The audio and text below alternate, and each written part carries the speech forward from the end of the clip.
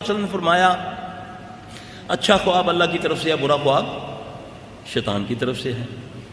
اب برے خواب کو زائل کرنے کا طریقہ بڑا آسان ہے۔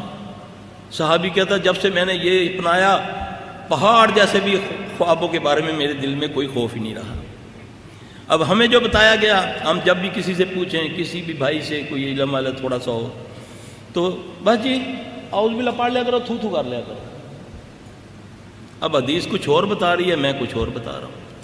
پہلے آپ تھتکاریں گے الٹے کندھے پر تھو تھو تھو کر کے، اس کے خواب کا تصور کر کے، پھر ایک دعا ہے اعوذ باللہ من شر الشیطان وشرہ، اعوذ باللہ من شر الشیطان وشرہ۔